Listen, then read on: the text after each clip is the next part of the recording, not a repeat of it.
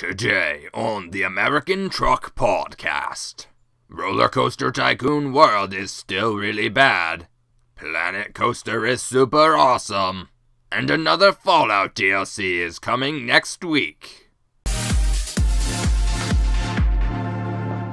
Hello and welcome to the American Truck Podcast with Andrew C. And Jefferson B.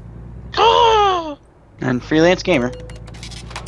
Oh yes, we start this podcast right off the bat with the Rudyism update. Last week, Kyle and Jeff both provided some kind of guess of who they thought, or how many levels they thought they would be at. Yeah, I just kind of drove straight forward. You took your eyes off the road, distracted driver. A little bit.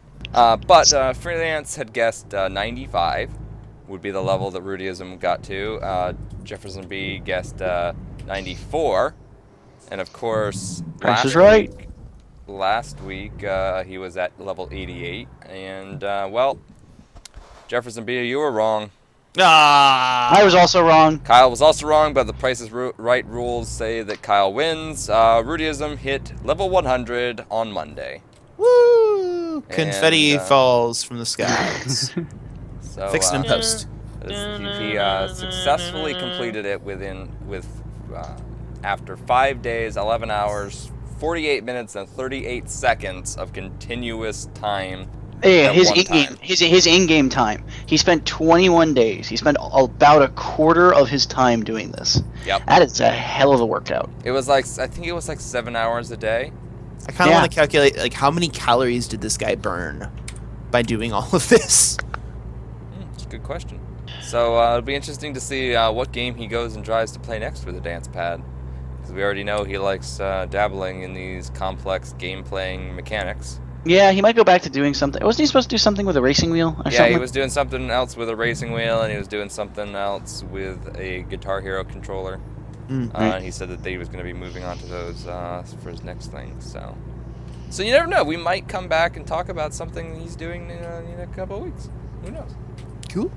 But speaking of something we talked about a few months ago that we were not surprised was going to not go well, and are not surprised today that it has not gone well. RollerCoaster Tycoon, we talked about last week most recently, how it went into early access, and is anyone at all surprised that the users came back saying it's pretty much still garbage? Yeah, I'm pretty sure the Vegas odds are like 1,000 to 1. Yeah, that it was going to be good. House always wins. So, yeah, users are reporting very little or no optimization to the game. It's still plagued with bugs and glitches and performance issues. It doesn't even have particularly good graphics right now, and it still suffers from subpar frame rate, which is not good. Like, I saw a person who said that they were running a GTX 980 and an i7 processor, and the game was running at like 2 FPS. Ooh, that's sad. So, yeah, so for a game that's in early access that costs $50 to purchase, that was also supposed to be fully released and finished in 2015, maybe you want to pass on that. Yeah. Now, what I'm curious then, you know, I love me a good roller coaster game, and we had talked last week about Planet Coaster. So, what's the latest going on with Planet Coaster? So, with that, we actually conveniently NerdCube went ahead and posted a video, so I got to watch a good old 30-minute clip of someone playing the game, which is very helpful when trying to evaluate how good or bad a game is running. And by far, he loved it. He couldn't rave enough about it, actually. Everything that that's actually in that game so far currently fully works. There's nothing that is partially in the game, there's no assets in the game that don't function.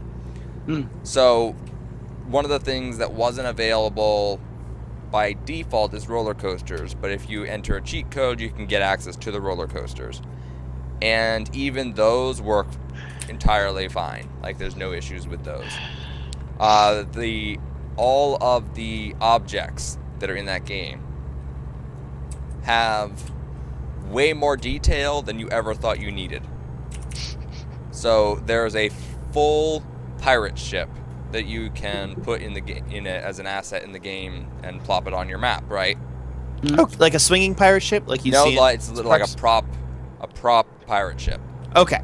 So it's like movie scale detail pirate ship in the roller coaster game. And you go, I don't know that I needed that, but I'm kind of glad that it's there. He also tested like causing like assets to like spaz out, so like making things do things they shouldn't do, and reported that there was absolutely no frame rate drop. Stayed solid at 120 FPS the entire time of trying to deliberately make it break. Excellent. What engine is this game built on? Not sure. Okay, because whatever this is robust. You also are able to fully customize all the shops. So if you're like, oh, this burger stand does not match the motif of my area that I'm in, you just change it. And actually, it starts as a solid like white hut, and then you attach things to it to make it look like whatever you want. So it's really granular actually in how you can design things. Now I'm curious. Do you have any idea? Will there be a first-person view mode? There is one.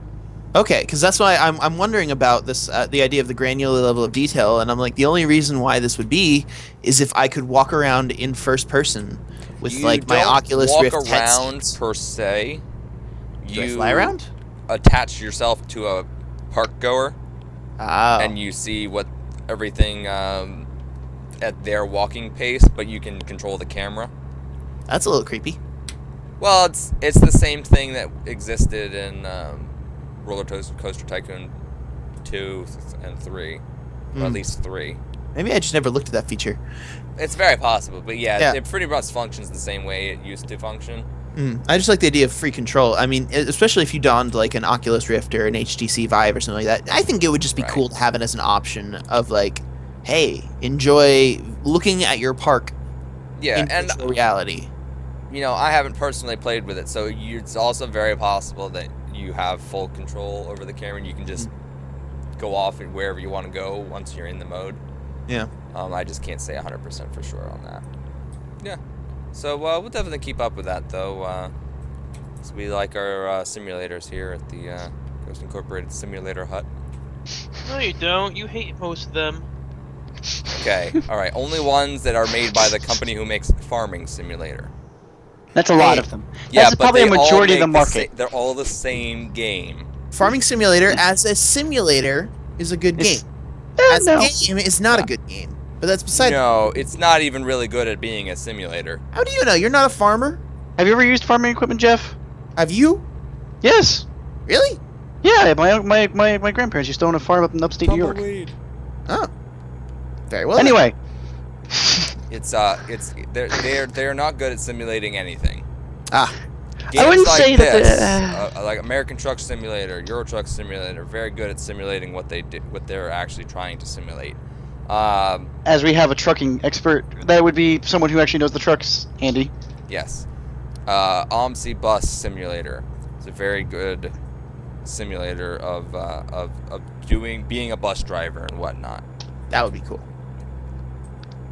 But Farming Simulator, Agricultural Simulator, what's the one NerdTube just did? Forestry 2017, The Simulation. Wait, what? Yeah, that's a game. Oh dear. And it's awful. It's about what you would expect. It has really garbage physics. Things do not work. I appreciated Bear Simulator. Yeah, but PewDiePie killed it. Markiplier and I both appreciated Bear Simulator.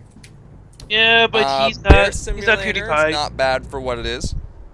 Besides PewDiePie hating it. Right. And I mean, PewDiePie can, have his opinion. I think that Bear Simulator was a good game. Yeah, but he's YouTube God, though. Yep, caused the game to go down. Which is unfortunate. I'm trying to think in an objective manner as possible. I agree. The whole point of Bear Simulator is not exactly the problem here.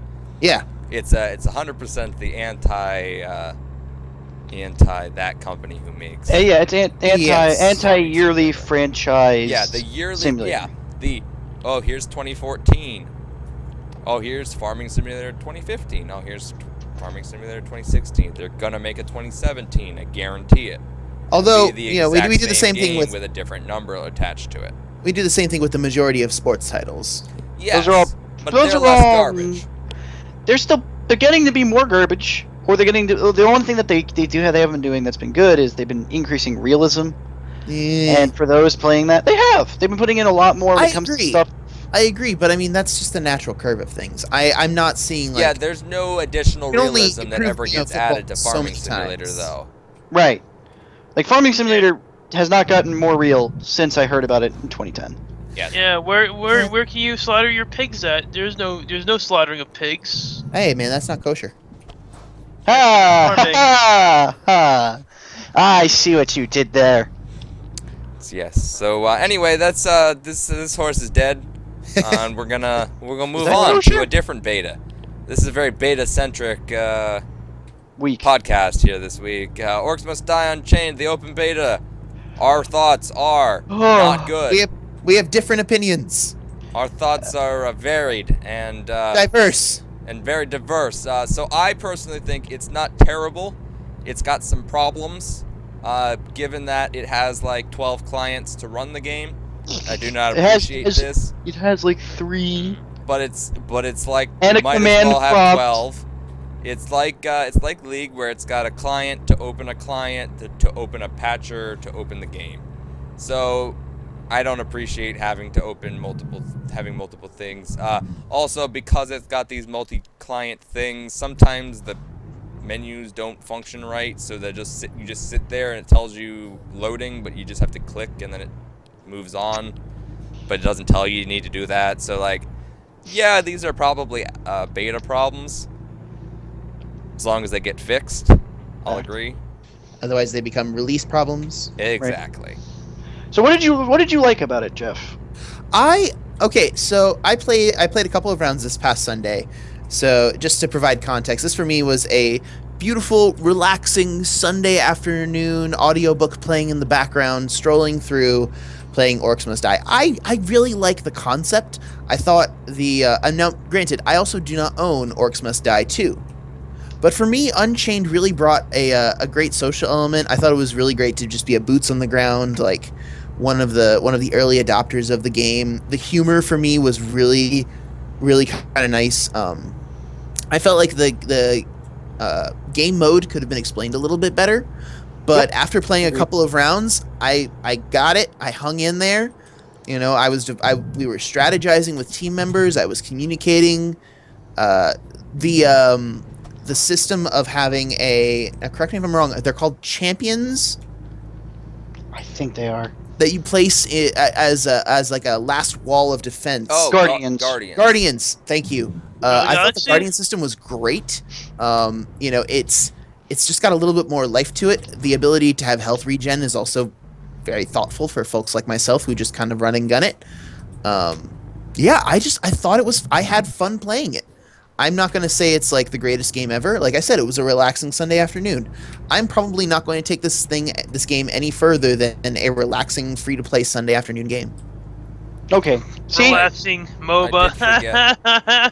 so actually, exists. Mike touches on my point a little bit. I played about 15 matches, and at first I was like, "Oh, okay, this is pretty casual, pretty all right. This is how this works. One of the things I was worried about when I was playing with Andy and we were doing the co-op against just bots, like waves of enemies, like Orcs Must Die 2.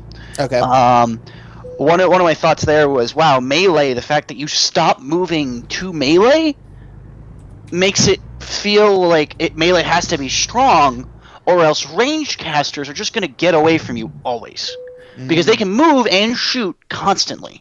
Whereas when you melee, you have to stop, swing, and then resume movement. And one of the problems that I found is that was completely true. If you play Hogarth, who's like the Viking-esque guy with the battle axe that freezes the you. Ice Axe guy. Yeah, he'll freeze you every so many hits, depending. I think it's like he freezes like incapacitated targets. So what you have to do is you have to slow them and then whack them to freeze them, and you can only do it so much. I still got my ass kicked. But then you have like I don't remember the name of this, but the 2 assassins in the game that I can remember. One's a cat lady, the other one's a werewolf. They just obliterated mages, and I'm like, oh. But then I played Hogarth, and they couldn't touch me. So what was disadvantageful is that some melee champions don't feel strong, but the advantage was he felt tanky. So it's a little bit of a trade-off. Feels very weird for somebody coming off of any other MMO or any other MOBA. Yeah. But the tower defense mode was fun. I agree with Andy. It felt a little weird because them giving you abilities plus your ability plus placing traps made it feel like there was just too much going on. Oh yeah. It made me feel. It made things to do. It made me feel like I was like a resto caster in WoW, where I should have my entire keyboard macroed.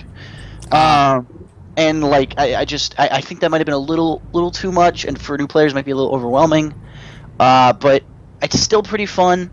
The actual competitive mode needs a little bit of tweaking. And then with that also comes their crafting system, which you get from playing and doing well, but you get more by doing well. Or you could pay real money and get them and then do well, and other people who didn't pay real money don't do well. Which is that I don't want to call it fully pay to win, because you don't outright buy broken things. You buy materials that can get you useful things. But it's a slippery slope to it's a little bit, bad yeah. kind of pay to win. Or bad kind of microtransaction market. You should still pick up Orcs Must Die 2, but But if you don't have the money, pick this up. It's a good amount of fun. It's kind of challenging. It's limited on maps, and it doesn't really it gives you a little of insight, and it feels kind of boring because each challenge isn't really that unique. Like once you complete it once, you're done, which is annoying. Versus Orcs Must Die 2, if you actually pick up that game for, I think it goes down real low, like $3 on Steam sales, or you might find it on a Humble Bundle. Yeah. But if you pick that up, if you have a chance, pick that up over playing this game. And if you don't want to do either, you can watch a partially finished playthrough on our channel. Yeah. Yeah, so it definitely needs some work. But something that's already got some work done to it is the good old Fallout 4. It's getting another DLC, which you should already have known about, because we've talked about this in the past, but we didn't have full timelines on these extra ones yet. So the Wasteland Workshop, which is the second part to the 3-part opening DLC for Fallout 4, is going to come out on April 12th. It's going to be $4.99 if you don't have a season pass already. If you do have the season pass of either price point that you bought, you've got that already coming to you. And it brings design and craftable new items for settlements, so you can waste even more time building virtual housing. I'm so happy to see that they're doing something with that crafting mode. Yeah, I mean the crafting mode for that game was already pretty deep, and now they're making it a bit deeper. So it was a redheaded stepchild for me, and now it's really gonna come to its own, and I couldn't be happier. What's wrong with redheaded stepchildren? As soon as it comes out. I don't know, Kyle. What is wrong with redheaded stepchildren? You made the statement. You're the one who made the statement. Down there. The tables have so you'll probably see that. It'll probably come on the 19th. We going to get there. Actually, if it comes on the 19th, it'd be perfect. But, so that is that with the Fallout 4 DLC. Remember, you've also got one last part for this segment of DLC that'll be coming, I believe, in like May or June. I'm not positive on that, which is Far Harbor, which will bring another area to do things in. But that's a thing to look forward to in the future. We'll talk about it when it actually is announced, though. So don't worry about that. You'll hear it here. And one last thing here is Twitch tried to play Hearthstone. That's. Can I make a couple statements as to why this was a bad idea? They disabled. The first smart thing they did was they disabled the end turn button so people wouldn't troll. That's smart. But then, how do you end a turn without playing every possible card. Because a lot of Hearthstone plays actually revolve around playing the correct cards for the moment, even if you, and then like you may have like say 5 mana and a 4-drop and a 3-drop and a 2-drop, but you don't want to play any of those. Right. From what I gathered, it seemed like the way that Twitch Plays Hearthstone worked was there was a physical human sitting in the room at a computer. Right. Who was then orchestrating endings of turns, right? But if Twitch Plays really does want to play that card, you know what I mean? Like they try to remove the end turn to remove trolling, so people have a better chance of doing well and having fun with it. But then you have people who are playing the 2-drop, right? Just to play the 2-drop when it doesn't do anything. Right. So somehow they did actually manage to win a few games, though. That's pretty great. I thought that was amazing that they even won a match or two. I mean, I guess someone's gonna have a bad day. Right. Right. So that was a thing that happened. Not for lack of trying. Not for lack of trying. Fact. I agree with that. Indeed. Indeed. I want to do. I mean, have we done it yet? Twitch Plays Chess. Is that a thing? Can we have that? I haven't heard about that. Can we do Twitch Plays Chess against Twitch? Wait, Twitch plays chess against Twitch? Yeah. So 2 Twitch channels playing against each other. I feel like that would I eventually... definitely don't think that's happened, but I want that with a Pokemon game. Oh, like Twitch battles Twitch? Yes. I like well, with that, it is time to end. I hope you enjoyed this episode of the American Truck Podcast. Tune in next week to see if Dr. Ubershadow gets his wish of Pokemon fighting other Pokemon via Twitch. And in the meantime, you can go hit that like button, perhaps also hitting that subscribe button, maybe liking us on Facebook. And after doing that, maybe you can go and upvote some things on Reddit. Hey, look, almost everything's at 2. In the next one.